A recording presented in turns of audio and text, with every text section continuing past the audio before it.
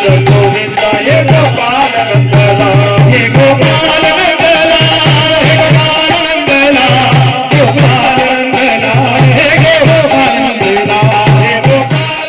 श्री गीता जयंती महोत्सव कमेटी द्वारा रविशंकर शर्मा की अध्यक्षता में 42वीं विशाल शोभा यात्रा पद्म श्री विजय चोपड़ा के सहयोग से जलंधर में निकाली गई। सर्वप्रथम दूर दूर से आए साधु संतों द्वारा भगवान श्री कृष्ण द्वारा दिए गीता उपदेश पर प्रकाश डाला गया। संतों ने गीता जी पर प्रकाश डालते हुए कहा कि गीता जी खुद भगवान के मुख से निकली हुआ ज्ञान है। जो भगवान कृष्ण ने अर्जुन को धर्म का उपदेश दिया, उस पर चलकर कैसे मोक्ष पद की प्राप्ति हो सकती है। उन्होंने कहा कि गीता जी के उपदेश पर चलकर अपने जीवन को सार्थक किया जा सकता है। पंडित रविशंकर शर्मा ने विस्तार से श्लोकों के माध्यम से गीता जी का पर प्रकाश डालते हुए कहा कि जो ज्ञान श्री कृष्ण ने अर्जुन को दिया, वही ज्ञान पहले सूरज को दिया था। वही ज्ञान जो गीता जी में है, इस पर चलकर अपने जीवन को सार्थक किया जा सकता है। इसके साथ ही आए हुए महानुभावों ने अपने अपने विचार रखे। विश्व भर में प्रख्यात श्री विजय चोपड़ा जी के सानिध्य में ये गीता महोत्सव बड़े धूमधाम के साथ मना रहे हैं। गीता जी कोई पढ़ने या पूजने का विषय नहीं है, ये तो जीवन जीने की कला है। जीवन का उद्देश्य है कि आपको आपके जीवन में आ रही हर कठिनाई का सामना किस प्रकार करना है। गीता जी वेदों का सार है। ये एक आध्यात्मिक ग्रंथ है जो परम पुरुषोत्तम भगवान श्री कृष्ण की दिव्य वाणी है। हमारे सनातन साहित्य में सबसे अनमोल ग्रंथ है श्रीमद् भगवत गीता। ये एक निर्मल और उत्तम हीरे के समान है। गीता जी का आरंभ तो कुरुक्षेत्र की रणभूमि में हुआ था, परंतु ये रणभूमि हमारे जीवन का प्रतीक है।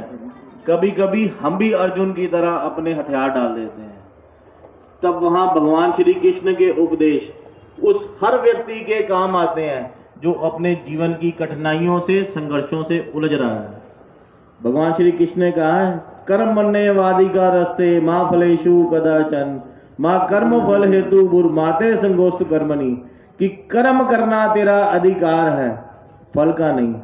परंतु आज के समय में हम परिणाम की चिंता में अपना समय व्यर्थ कर देते हैं और अपना कर्तव्य से भूल जाते हैं।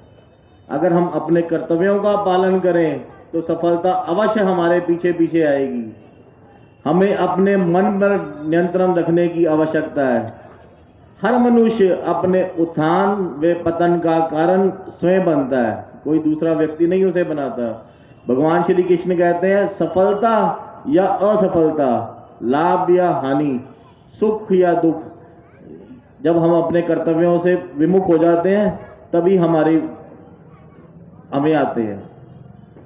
अगर हम इन सभी पे नियंत्रण रखें, अपने मन में संतुलन रखें, तो सफलता भी हमारे और हमारे कर्तव्यों का पालन भी अवश्य हो जाए। उन व्यस्तताओं में समय निकाल करके हमारे संत वृंद जालंधर पधारते हैं, तो जालंधर की जनता की ओर से मैं आप सबका हार्दिक अभिनंदन करता हूं।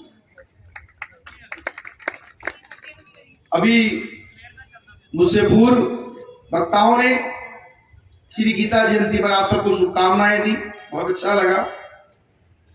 हमारे आदरणीय विजय चोपड़ा जी, जब से ये शोभा यात्रा का सिलसिला चला है, तब से आज तक निरंतर सतत बिना किसी अनुपस्थिति के ये श्री गीता जयंती शोभा यात्रा का नेतृत्व कर रहे हैं। हमारे पिताजी की आयु 90 वर्ष की है, तो बाबूजी उनसे 4 वर्ष बड़े हैं।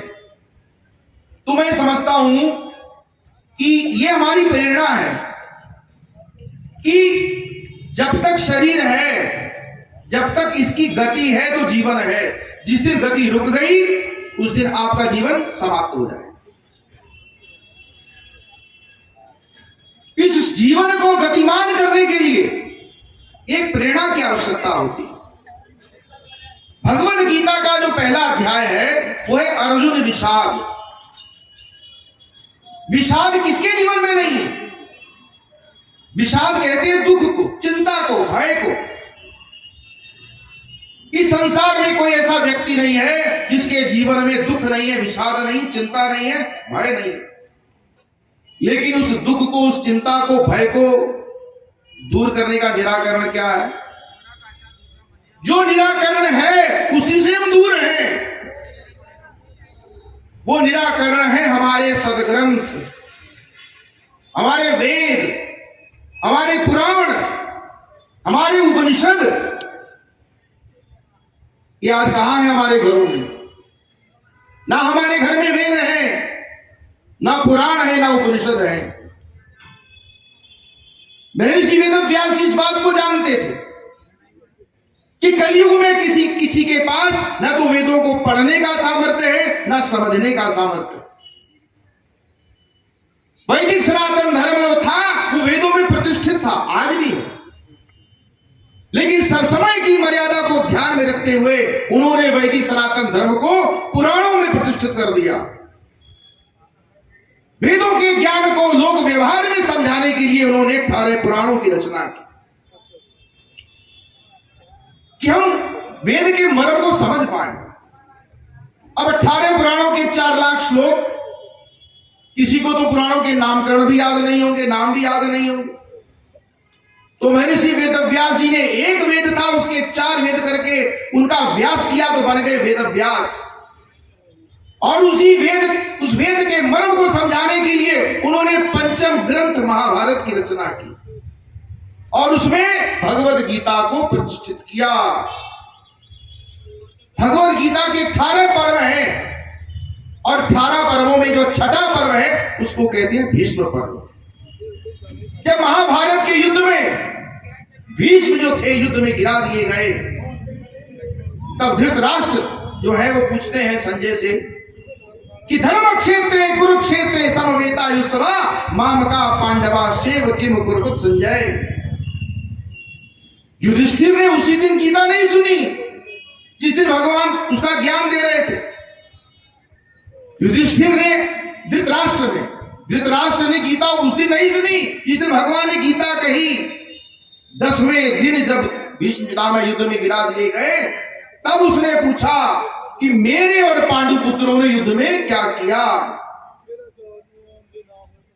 और उसमें अर्जुन विषाद योग जो है, जब अर्जुन पूर्ण सामर्थ्य होते हुए उन्होंने अपने सब शस्त्रों का परित्याग कर दिया। उन्होंने कहा कि मैं युद्ध नहीं करूंगा और उन्होंने कहा कि मैं भिक्षा का अन्न मांग करके इस संसार में रहना पसंद करूंगा, मैं सन्यासी बन जाऊंगा।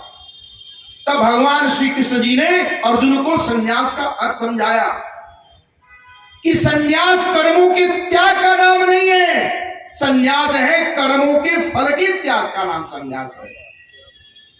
अनाश्रित कर्म फलम कार्यम कर्म करोति। जो कर्म फल का आश्रय ना लेकर के करने योग्य कर्म करता है, स सन्यासी च योगी। वो सन्यासी है और वो योगी है। अग्नि का परित्याग करने वाला, कर्तव्य कर्मों का परित्याग करने वाला सन्यासी योगी नहीं है। हमने सन्यास किसको मान लिया कि कर्मों का स्वरूप से ही परित्याग कर दो। अर्जुन के मन में यह प्रश्न आया कि प्रभु मैं अपने बड़ों को मारूंगा, मैं अपने गुरुओं को मारूंगा, मुझको पाप लगेगा। हमारे जीवन में देखिए, एक वैदिक सनातन धर्म ऐसा है जिसमें पाप और पुण्य का हम विचार करते हैं कि हमारे पैर के नीचे कोई जीव भी ना आ जाए। अन्य संस्कृतियों में क्या होता मैं नहीं जानता। तो अर्जुन के मन में यह प्रश्न था कि प्रभु अगर मैं अपने गुरुओं को मारूंगा, अपने बड़ों को मारूंगा, तो मेरे हाथ से अधर्म हो जाएगा, पाप हो जाएगा। हम कर्म किस लिए करते हैं? हमको सुख मिले, दुख ना मिले, हमको लाभ हो, हमको हानि ना हो, हमारी जय हो, हमारी पराजय ना हो, हम इसी भाव से कर्म करते हैं। लेकिन इसमें कर्तव्य भाव नहीं है। और यहां भगवान ने निराकरण किया कि अगर तुम सुख दुखे समय कृत्वा लाभा लाभौ जया जयौ, अगर तुम सुख दुख लाभ हानि जय पराजय को समय समझ के कर्म करोगे तो युद्धायुज्यस्व नैवं पाप वापससी, तो तुमको पाप नहीं लगे। यही गीता का योग है कि योगस्ता कुरु कर्माणि संगम त्यक्त्वा धनंजय, कि योग में स्थित हुआ कर्तव्य कर्मों को कर, सिद्ध सिद्धयो समो भूत्वा समत्वम योग उच्यते। सिद्धि और सिद्धि में समान भाव वाला होकर के तू केवल कर्तव्य कर्म कर, यही समत्व योग है। और भगवत गीता की महिमा आप सुनना चाहते हैं कि क्या है? भगवान श्री कृष्ण कहते हैं कि गीता आश्रयम तिष्ठामि, मैं गीता के आश्रय में रहता हूं। गीता में चोत्तमम गृहम, गीता मेरा सर्वोत्तम घर है। और गीता ज्ञान मुपाश्रित्य, गीता ज्ञान का आश्रय लेकर के त्रिलोकान पालयाम्यहम्, मैं तीनों लोकों का पालन करता हूं। तो इस विचार से तो गीता हमारा संविधान है, हमारी प्रेरणा है, हमारा आचार विचार आहार व्यवहार सब कुछ गीता में है। लेकिन गीता हमारे घरों में नहीं है। हम अपने आचार विचार को सुधारने की बात करते हैं, लेकिन मार्गदर्शन कहां है? ना आपके पास वेदों का मार्गदर्शन है, ना पुराणों का है, ना उपनिषदों का है। लेकिन वेद व्यास जी ने आपके इस कार्य को सरल कर दिया। उन्होंने कहा कि गीता सुगीता कर्तव्या कि विन्य शास्त्र विस्तरई, अब गीता को सुगीता करो, अब शास्त्रों को विस्तार से जानने की आवश्यकता नहीं है। क्यों? क्योंकि या स्वयं पद्मनाभस्य मुख पद्मावली स्थिता, जो साक्षात नारायण के मुखारविंद से निकली हुई। अगर भगवान का यह श्लोक ना हो कि यदा यदा ही धर्मस्य ग्लानिर्भवति भारत अभ्युत्थानम अधर्मस्य तदात्मानं सृजाम्यहम्। हम रामनवमी मनाते हैं किस लिए? भगवान का अवतार हुआ। हम कृष्ण जन्माष्टमी मनाते हैं किस लिए? कि भगवान का अवतार हुआ। हम परशुराम जयंती मनाते हैं इसलिए कि भगवान का अवतार हुआ।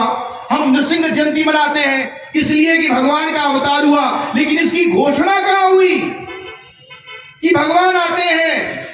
इसकी घोषणा हुई श्रीमद् भगवद गीता में कि परित्राणाय साधुनाम विनाशाय दुष्कृताम धर्म संस्थापनार्थाय संभवामि युगे।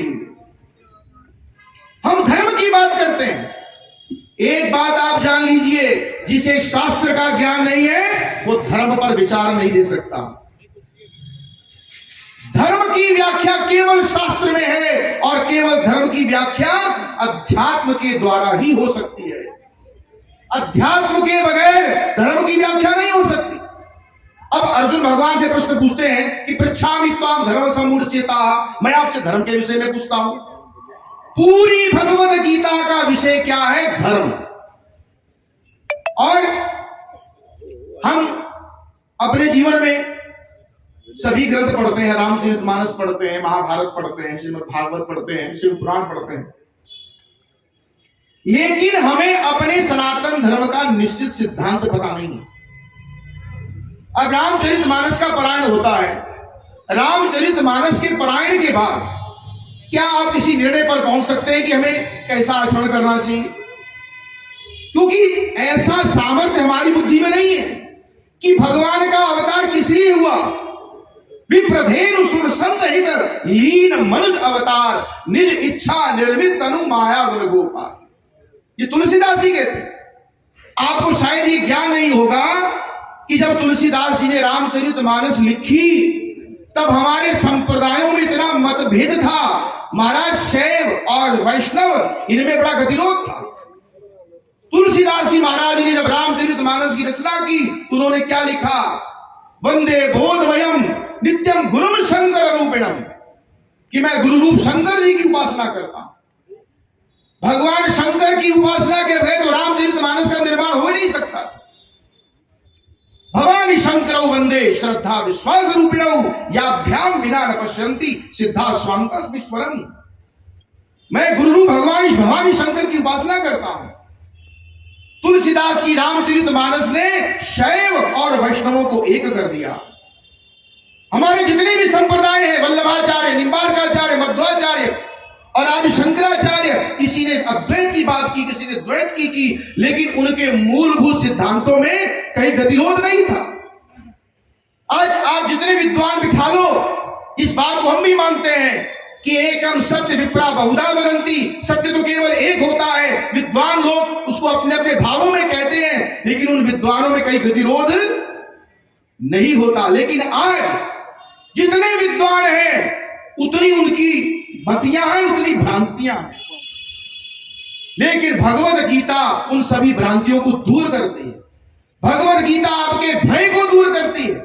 हम हिंदू समाज को जगाना चाहते हैं, जागृति लाना चाहते हैं, तो क्या जागृति और जो हम चेतना लाना चाहते हैं क्या एक व्यक्ति का काम है, किसी एक संस्था का काम है? आदि अनादिकाल से हमारा वैदिक सनातन धर्म जागृत रहा है। किससे? हमारी ज्ञान शक्ति से। ज्ञान शक्ति के संचार से हमारा वैदिक सनातन धर्म युगों युगों से जागृत रहा। लेकिन आज ज्ञान शक्ति भूल गए और व्यक्ति भाव को प्राप्त हो गए। अभी व्यक्ति संसार में आया कितने दिन रहेगा? ज्ञान तो सनातन है, भेद पहले भी थे, आज भी है, आगे भी रहेंगे। व्यक्ति आज है, कल नहीं रहेगा। व्यक्ति भाव को मानो, उसको सम्मान दो, लेकिन मूल तो ज्ञान है ना। वैदिक सनातन धर्म वो है जो सबको जोड़ता है। भगवान ने कहा कि चातुर्वर्ण्यम मया सृष्टम गुण कर्म विभागश, चारों वर्ण मेरी सृष्टि है, तो भेद तो कहीं है ही नहीं। हमने किसी में भेद नहीं माना। स्वे स्वे कर्मण्य भिरता संसिद्धिं लभते नरः, मनुष्य जो है अपने स्वाभाविक कर्मों को करता हुआ सिद्धि को प्राप्त कर लेता है। ब्राह्मण इसलिए श्रेष्ठ नहीं है कि वो ब्राह्मण है। अगर ब्राह्मण अपने स्वाभाविक कर्म को करता है तो वो श्रेष्ठ है। रविदास जी महाराज जी ने अपने स्वाभाविक कर्मों को किया और सिद्धि को प्राप्त हो गए। क्या रविदास महाराज जी की जो विद्वत्ता है, जो उनकी ब्रह्म प्राप्ति का जो उनका उदाहरण है, इसका उदाहरण किसी के पास है क्या? उनको ब्रह्म प्राप्ति हुई कैसे? अपने स्वाभाविक कर्मों को करते हुए। यदा प्रवृत्ति भूतानां हीन सर्वमिदं ततं, इस परमपिता परमात्मा से इस संसार वृक्ष की उत्पत्ति हुई है। स्वकर्मणा तव सिद्धि विन्दति मानव, अपने स्वाभाविक कर्मों को करते हुए आप सिद्धि को प्राप्त कर सकते हो। लेकिन हमने स्वाभाविक कर्मों को छोड़ दिया और भगवान श्री कृष्ण ने कहा है कि नहीं, देखिए कितने ही करते हैं। भूत यज्ञ है, द्रव्य यज्ञ है, लेकिन सबसे श्रेष्ठ यज्ञ है ज्ञान यज्ञ। और आज इस गीता ज्ञान यज्ञ की आप सभा में बैठे हुए हैं। नहीं ज्ञानेन सदृशम पवित्रमि विद्यते, इस संसार में ज्ञान के समान पवित्र करने वाली वस्तु अन्य कोई नहीं है। और भगवान श्री कृष्ण यही तो कहते हैं कि जन्म कर्म च मे दिव्यमेवं यो व्यक्ति तत्वतः त्यक्त्वा देहं पुनर्जन्म नयति मामेति सुवर्णम्। आप जानते हैं कि भागवत का पारायण होता है, रामचरितमानस का पारायण होता है, इसमें लोग क्यों जुटते हैं? मैं साधुवाद देता हूं, धन्यवाद करता हूं। उनको पता है भगवान अपने से ज्यादा अपने भक्तों के गुणगान को पसंद करते हैं। रामचरितमानस में भगवान राम के साथ उनके भक्तों का भी गुणगान है। श्रीमद् भागवत में भगवान श्री कृष्ण जी के साथ उनके भक्तों का भी गुणगान है। इसलिए भगवान भागवत सुनने स्वयं आते हैं और इसीलिए भगवान ये कहते हैं कि तेषाम हम समुद्धरता मृत्यु संसार सागरा भवामी नचिरा पार मैया वेशिचेसाम, जो मुझ में मन लगाने वाले हैं उनको इस संसार समुद्र से मैं तार देता हूं। इसलिए मैं ये मन आधत्स्व मई बुद्धि निवेशय, इसलिए अपने मन को मुझ में लगा, अपनी बुद्धि का निवेश मुझ में कर। निविशसि मैं ये अत ऊर्ध्वं न संशय, तू मुझ में निवास करेगा, इसमें कोई संशय नहीं है। हम वेदों पुराणों शास्त्रों को आज समझ नहीं सकते, उनके स्वरूप को ना पढ़ने वाले हैं ना समझाने वाले हैं। सीधी सी बात है। तो भगवान श्री कृष्ण का एक ही वाक्य है कि इमं विवस्वते योगम, जो मैंने इस योग जो है, अब कुछ लोग कहते हैं कि गीता का उपदेश कर दिया, केवल 5000 साल पहले नहीं दिया। इमं विवस्वते योगम प्रोक्तवान अव्ययम्, मैंने सृष्टि के आदिकाल में इस गीता ज्ञान को सूर्य को दिया और विवाह विवस्वान मनवे प्राहमनिक्षा कवे प्रवीत, सूर्य ने अपने पुत्र मनु को दिया और मनु ने अपने पुत्र इक्ष्वाकु को दिया। ये वही इक्ष्वाकु वंश है जिसमें भगवान श्री राम जी। आदि अनादिकाल से ज्ञान परंपरा चली, बीच में टूट गई क्योंकि हमने ज्ञान परंपरा को संभाला नहीं। हमने अपने अपने कार्यों को प्राथमिकता दी। जो राजनीतिक लोग हैं, क्षमा चाहता हूं, आप जो हमारा मूल तत्व है उसको धारण किए बगैर आप राजनीति भी करते हैं, सामाजिक कार्य भी करते हैं, धार्मिक कार्य भी करते हैं, उसका कोई अर्थ नहीं है, उसका कोई गंतव्य नहीं है। अगर आप अपने वैदिक सनातन धर्म की रक्षा के लिए राजनीति भी करते हैं, सामाजिक कार्य भी, धार्मिक कार्य भी करते हैं, तो आपको अपने लक्ष्य की पूर्ति अवश्य मिलेगी, क्योंकि उसमें लक्ष्य है, उसमें आपको पता है कि आपको कहां जाना है। आप महाभारत पढ़ के देखिए, उसमें जो अनुशासन पर्व है उसमें विदुर जी जो है धृतराष्ट्र को ज्ञान देते हैं कि राजा को कैसा होना चाहिए। और उद्योग पर्व में और अनुशासन पर्व में भगवान श्री कृष्ण युधिष्ठिर को भीष्म पितामह के पास भेजते हैं कि सीख के आओ। आज अगर पलायन करना चाहते हो तो आप अपने घरों में उद्योग पर्व और भंडारी जी उद्योग पर्व को अवश्य पढ़ना चाहिए, अनुशासन पर्व को अवश्य पढ़ना चाहिए। आप ऐसे ऐसे विद्वानों को बुलाओ, राजनीतिक सभा में उनको बुलाओ कि हमको समझाओ कि राज्य कैसा होना चाहिए, राजा का कर्तव्य कैसा होता है, प्रजा को क्या करना चाहिए। आज हम सिद्धांत में केवल दो चीजें पढ़ते हैं, हमारे मौलिक अधिकार और हमारे मौलिक कर्तव्य। अरे ये तो हमारी मनुस्मृति में भी है, भगवत गीता में भी। इस समाज को कैसा बनाना है इसका दायित्व तो आपका है, लेकिन आप अपने दायित्व का निर्वहन तभी कर सकते हैं जब आपको मूल ज्ञान होगा, जब आपके पास मार्गदर्शन होगा। तो अधिक ना कहते हुए मैं आप सबसे यह आग्रह करना चाहता हूं कि जो हमारे ज्ञान पर्व हैं, इन ज्ञान पर्व को मनाकर ही हम केवल वैदिक सनातन धर्म का पोषण कर सकते हैं।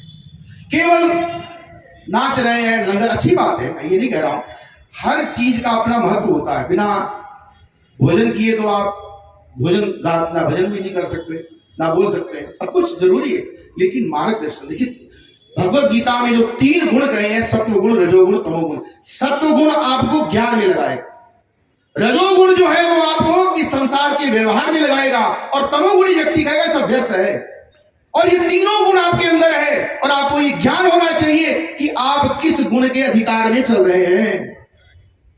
आपको रजोगुण से बचना है और तमोगुण का त्याग करना है, क्योंकि गीता जो है सत्वगुणी प्रधान है, क्योंकि ज्ञान जो है ये सत्वगुण का विषय है। और हमारे जीवन में कौन सा गुण चल रहा है इसका भी ज्ञान नहीं। त्रिगुणमयी भावी ने भी संसार में इन तीनों गुणों ने संसार को मोहित किया हुआ है। भगवान की त्रिगुणमयी माया ने, देवी हेषा गुणमयी माया तृत्या मामेव ये प्रबध्यन्ते माया मेतां तरन्ते। भगवान श्री कृष्ण वो मायापति है। मयाध्यक्षेण प्रकृति सुयते सचराचरम हेतुनानेन कौन्ते जगद्दी परिवर्तिते। मेरी अध्यक्षता में प्रकृति जो है संपूर्ण चराचर जगत को रचती है। अरे आप माया की रचना हो, आप भगवान नहीं हो, लेकिन भगवान ने अपना स्वरूप आपको बना दिया। कैसे? भगवान कहते हैं कि जो आपके अंदर है वो मैं ही हूं। अहम आत्मा गुणाकेश सर्वभूताश्रय स्थित। सब भूत प्राणियों में जो आत्मा है वो मैं हूं। जैसे सूर्य होता है, उसकी किरण होती है। अगर कोई सूर्य की किरण ये कहे कि मेरा तो सूर्य के साथ कोई लेना देना ही नहीं, तो सूर्य जब अस्त होता है तो किरण साथ में ही चली जाती है।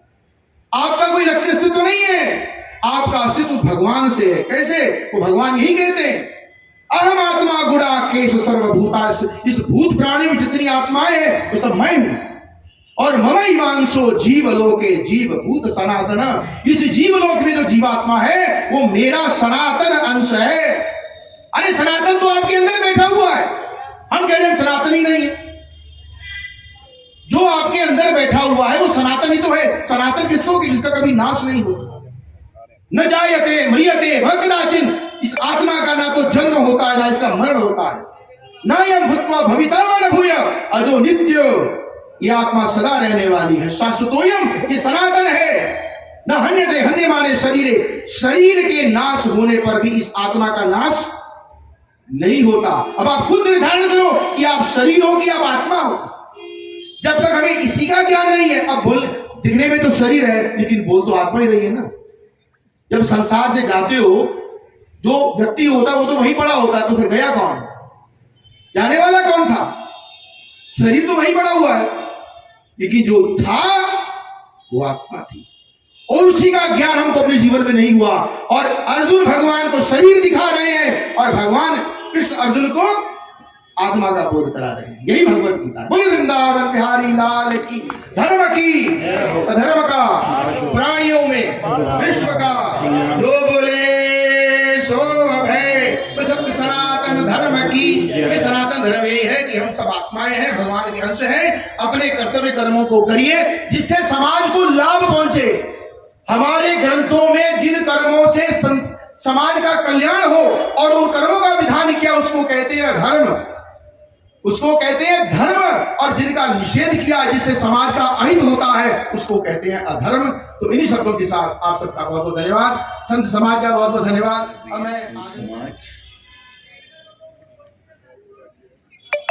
पंडित केवल कृष्ण जी, रवि जी, भंडारी जी, रिंकू जी, दीवान अमित जी ते इत्थे आए दूसरे भैनों भराओ। अज 42 साल हो गए पंडित केवल कृष्ण जी ने मैं शुरू किया महोत्सव। मैं उदों का ही आ रहा और मैं हैरान सी कि आदमी कला लगा। हिंदुस्तान ऐसिया यात्रा नहीं ज़्यादा निकलियां, पर उस तो बाद ये छोटा सी जिसले शुरू की केवल कृष्ण जी ने, लेकिन पढ़ लिख के ये बच्चे ने वो काम संभालिया। ये इनू शाबाश। जो कुछ भंडारी जी ने किया है, रिंकू जी ने किया है, दीवान अमित अरोड़ा ने किया है, उस तो बाद कोई गल रह नहीं जाती करने वाली। लेकिन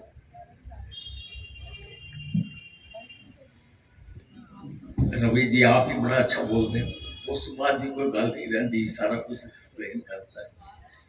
तो लेकिन मैं 2-3 छोटी छोटिया गल कर रही हूँ। गीता हर घर चंगी है, लेकिन लाल कपड़े च लिपटी हुई, उन्होंने पढ़ना नहीं, उन्होंने खोलना नहीं, उन्होंने हवा ना लगे, खराब ना हो जाए कितने। मैस हर घर च। दूसरी गल, मैं इंडोनेशिया गया प्राइम मिनिस्टर के नाल, तो असी थोड़ा जहा जल्दी पहुंच गए।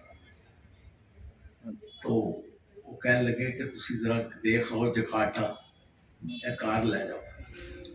मेरे नाल एक मुसलमान एडिटर सी क्षमा दा, ते मैं दोनों असी निकल पे। तो 1 मील दूर जान के बाद एडा बड़ा प्लेटफार्म मैं देखे ही नहीं जिंदगी च। और उस प्लेटफार्म के ऊपर अर्जुन और कृष्ण रात पे बैठे। मैं एडा हाथ भी नहीं जे देखा जिंदगी। इंडोनेशिया तक थोड़ा राज सीगा। हौली हौली हौली हौली तुसी सारा गवा लिया। सही कदा ना नहीं रहना, पर मैं उतर के कार को जाके ते देखना शुरू किया, हाथ ला के वाकई रख है। वो मैनू क्षमा दा एडिटर सी मुसलमान, कहलगा की होया। मैं क्या मेरा दिमाग खराब हो गया।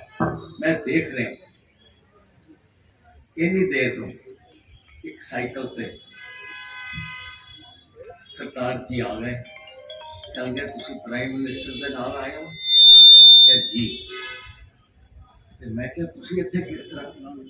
कल की गल है कि साडा यह बाजार है, असी 200-300 साल तो इत्थे रहिंदे हां, कपड़ा बेचते हैं हिंदुस्तान तो लिया। असी उत्थे गए, उन्होंने सारे मिले।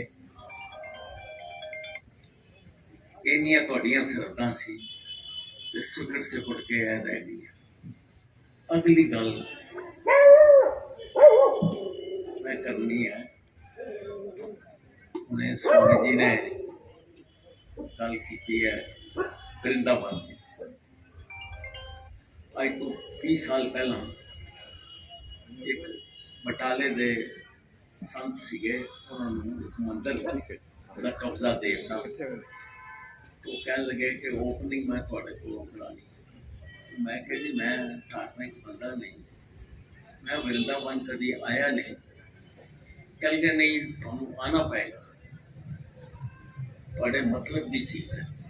मैं क्या मतलब की चीज की कहेंगे, तुम राशन का बड़ा शौक है विडोज में देन का, ते मैं राशन पवांगा तुहाडे को। मैं क्या जी मैं आ गया। मैं क्या किन्नियां नूं देना? कहंदे 2 साल। मैं ठीक है। असी वृंदावन पहुंचे तो सड़क तो गुजर रहे सी ते मिट्टी मिट्टी मिट्टी मिट्टी मिट्टी। बाहरों दूसरे मुल्कों तो भी, औरतों भी, बच्चे भी, लोग भी आके वृंदावन जाते हैं दर्शन करने। तो मिट्टी पै रही सी, दुकानों पर भी मिट्टी पै रही सी। मैं पहुंचा, मैं क्या की है? ਕਿ ਪਤਾ ਨਹੀਂ ਕੀ ਹੈ ਇਹ ਇਸ ਤਰ੍ਹਾਂ ਦੀਆਂ ਸੜਕਾਂ ਹੀ ਨੇ ਇੱਥੇ ਪਾਣੀ ਵੀ ਜਿਹੜਾ ਹੈ ਉਹ ਵੀ ਪਿਓਰ ਨਹੀਂ ਹੈਗਾ ਜਿੱਥੋਂ ਅਸੀਂ ਐਂਟਰ ਕੀਤੇ ਪਾਣੀ ਵੀ ਬਾਹਰੋਂ ਮੁँह ਪਾਣਾ ਪੈਂਦਾ ਤੋ ਖੈਰ ਉਹਨਾਂ ਨੇ ਕਿਹਾ ਕਿ ਤੁਸੀਂ ਪਹਿਲਾਂ ਰਾਸ਼ਨ ਦੇ ਲਓ ਮੈਂ ਔਰਤਾਂ ਦੀ ਲਾਈਨ ਲੱਗ ਗਈ ਸਾਰੀਆਂ ਬਜ਼ੁਰਗ ਔਰਤਾਂ ਸੀ ਇੱਕ ਸਾੜੀ ਇੱਕ ਬੇਟੀ ਹੋਈ ਤੇ ਆ ਕੇ ਖੜੀਆਂ ਹੋ ਗਈਆਂ ਮੈਂ ਕਿਹਾ ਮਾਤਾ ਜੀ ਤੁਸੀਂ ਇੱਥੇ ਕਿਸ ਤਰ੍ਹਾਂ ਕਹਿੰਦਾ ਬਿਹਾਰ ਬੰਗਾਲ ਤੇ ਉੜੀਸਾ ਤੋਂ ਆ ਗਏ ਆ ਸਾਡੇ ਬੱਚੇ ਛੱਡ ਗਏ ਸੀ ਇੱਥੇ ਮੰਦਰ ਉਹਨਾਂ ਨੇ 5000 ਰੁਪਇਆ ਤੇ ਕਹਿ ਲਗੇ ਹੁਣ ਤੁਹਾਡੀ ਉਮਰ ਜਿਹੜੀ ਹੈ ਨਾ ਭਜਨ ਕਰਨ ਦੀ ਹੈ ਤੁਸੀਂ ਇੱਥੇ ਰਹੋ ਰੋਟੀ ਵੀ ਤੁਹਾਨੂੰ ਮਿਲੇਗੀ ਤੇ 5 ਰੁਪਏ ਵੀ ਮਿਲਣਗੇ ਇਹ ਸਾਡੇ ਧਰਮ ਦਾ ਹਾਲ ਹੈ ਮੈਨੂੰ ਹੁੰਦਾ ਨਹੀਂ ਪਤਾ ਕਿ ਹੈਨ ਕਿ ਨਹੀਂ ਅਗਰ ਅੱਜ ਵੀ ਹੈਨ ਤੇ ਇਸ ਤੋਂ ਬੇਸ਼ਰਮੀ ਵਾਲੀ ਗੱਲ ਕਿ ਆਪਣੀਆਂ ਮਾਵਾਂ ਨੂੰ ਜਿਨ੍ਹਾਂ ਨੇ ਪੇਟ ਵਿੱਚ ਤੁਹਾਨੂੰ ਰੱਖਿਆ 9 ਮਹੀਨੇ ਪਾਲਿਆ ਪੋਸਿਆ ਵੱਡਿਆ ਉਹ ਆ ਕੇ ਤੇ ਮੰਦਰਾਂ ਛੱਡ ਜਾਣ ਕੇ ਤੁਸੀਂ ਹੁਣ ਭਜਨ ਕਰੋ ਇਸ ਕੌਮ ਨੂੰ ਲਾਨਤ ਜੇ ਹੁਣ ਵੀ ਹੈ ਤੇ ਮੈਨੂੰ ਇਹ ਗੱਲ ਕਹਿੰਦਿਆਂ ਜ਼ਰਾ ਥੋੜ੍ਹਾ ਜਿਹਾ ਲੱਗਦਾ ਸੀ ਕਿ ਤੁਸੀਂ ਸੰਤ ਆਏ ਉੱਥੋਂ ਇਹ ਗੱਲ ਕਰਨ ਨਾ ਕਰਾਂ ਲੇਕਿਨ ਰਵੀ ਨੇ ਕਿਹਾ ਜੀ ਤੁਸੀਂ ਬੋਲਣਾ ਜ਼ਰੂਰ ਹੈ ਇਸ ਕਰਕੇ ਮੈਂ ਬੋਲਿਆ ਤੋ ਹੋਰ ਵੀ ਗੱਲਾਂ ਹਨ ਮੈਂ ਪਾਲਮਪੁਰ ਗਿਆ 20 ਸਾਲ ਪਹਿਲਾਂ ਉਹਨਾਂ ਨੇ ਰਾਸ਼ਨ ਦਾ ਇੱਕ ਟਰੱਕ ਦਿੱਤਾ ਸੀ ਤੇ ਬੋਰਡ ਲੱਗੇ ਹੋਏ बेटी बचाओ बेटी पढ़ाओ तो मैं क्या ये भी देखो कि बेटी बचाओ शांता कुमार जी उठ के आ गए कहेंगे बिल्कुल ठीक किया बेटी तो बसती नहीं की साड़ी संस्कृति की सारा कुछ तो मैनू इस उम्र च आके कई दफा लग रहा है कि पता नहीं गलत जगह ही जमिया